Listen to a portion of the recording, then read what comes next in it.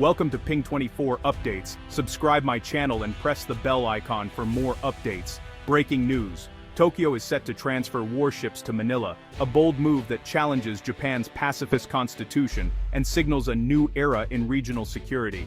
This isn't just a handover of old ships, it's a strategic maneuver to boost the Philippines' naval power while navigating Japan's strict legal limits on military exports. The plan? Retired Japanese warships, refurbished and reflagged for Philippine service.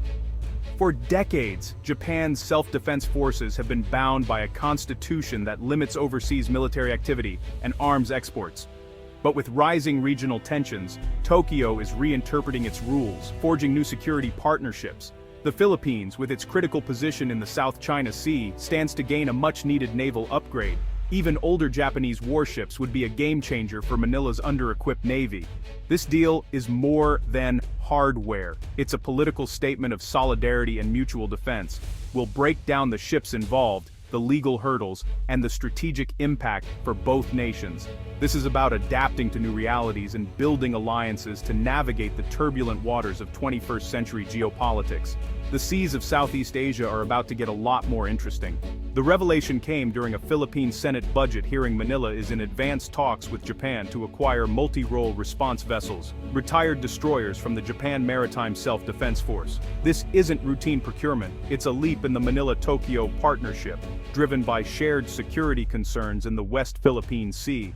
Philippine defense officials made it clear this move responds directly to escalating maritime challenges and harassment.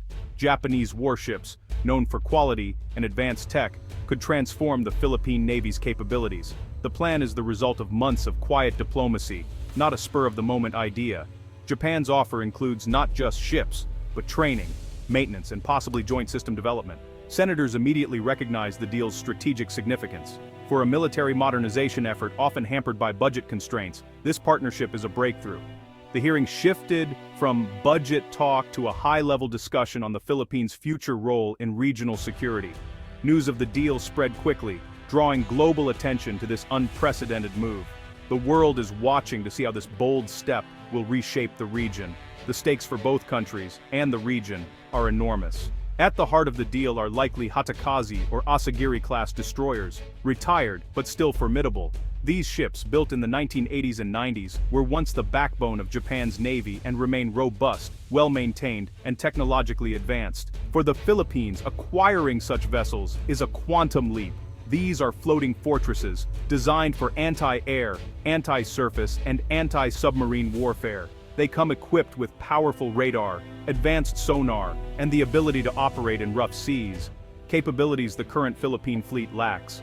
Originally armed with missiles, torpedoes, and rapid-fire guns, even a reduced armament would be a major upgrade. Their spacious design allows for future upgrades as the Philippines' budget and needs evolve. These destroyers also serve as command and control hubs, enabling fleet coordination and complex operations. The ability to embark helicopters extends their surveillance and response range dramatically. Even with sensitive tech removed, these ships would transform the Philippine Navy's operational reach. The transfer isn't just about ships, it's about giving Manila a flagship and a new level of maritime capability. This is a massive step forward for Philippine naval power. Japan's constitution, especially Article 9, has long restricted its military to a defensive role and banned most arms exports. The three principles on arms exports, established in 1967, effectively barred Japan from sending weapons abroad. For decades, transferring a fully armed warship was unthinkable, legally and politically. But the security environment has changed, and so has Japan's approach. In 2014, Japan reinterpreted its constitution, replacing the old export ban with new principles allowing transfers under strict conditions. Transfers must support Japan's security or international peace, and can't go to countries in conflict. Even so, sending a destroyer remains a legal and political tightrope.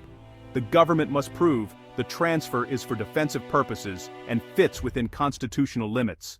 Domestic opposition remains strong, so every step must be carefully justified. The challenge: support allies like the Philippines, without violating Japan's pacifist principles. This is the legal puzzle Tokyo is determined to solve.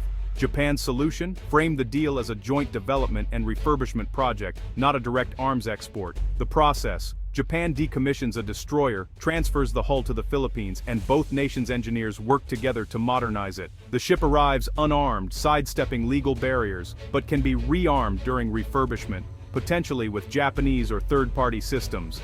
This approach lets Japan provide technical expertise and financial support under the guise of capacity building. It's a diplomatic and legal masterstroke, allowing Japan to strengthen the Philippine Navy while staying within its laws. The model could be a template for future Japanese security assistance in the region. By focusing on refurbishment and joint development, Japan avoids the political minefield of direct weapons exports. The result? A stronger ally, a legal workaround, and a new path for regional security cooperation. This is how Japan is rewriting the rules, without rewriting its constitution. For the Philippine Navy, these destroyers are a game changer. They dramatically increase patrol range and endurance, allowing a persistent presence in contested waters. The psychological impact is huge, a credible deterrent, a morale boost, and a signal that the Philippines is serious about defense. The deal brings advanced training and modernization, giving Filipino sailors hands-on experience with complex warships. This knowledge transfer is as valuable as the ships themselves, building a new generation of skilled personnel. The Navy will need new doctrines for fleet operations, anti-submarine warfare, and air defense. These destroyers will anchor new task groups, pushing the military toward a more integrated, modern force. It's not just about more ships, it's about transforming the entire Philippine Navy.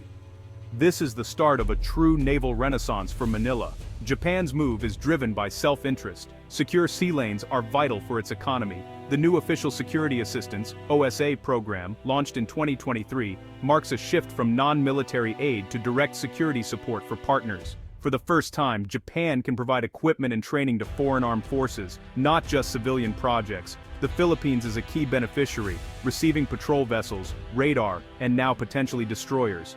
The OSA program aims to build a network of capable partners, sharing the burden of regional security. This layered security architecture deters coercion and strengthens Japan's strategic relevance.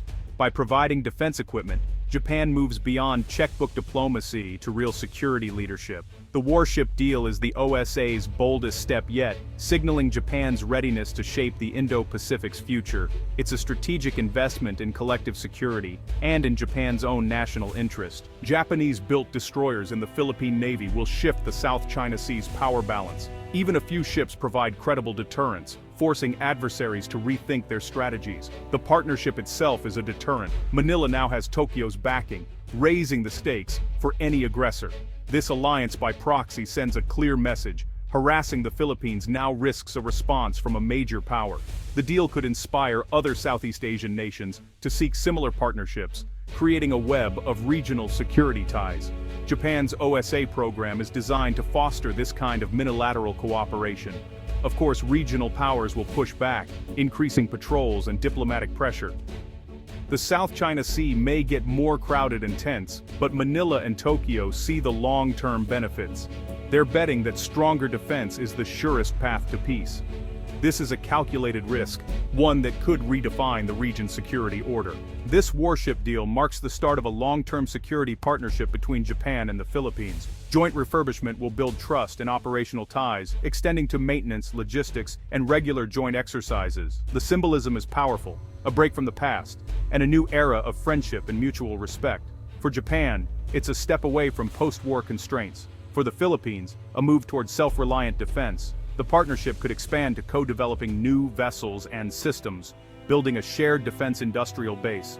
This collaboration boosts both nations' security and resilience.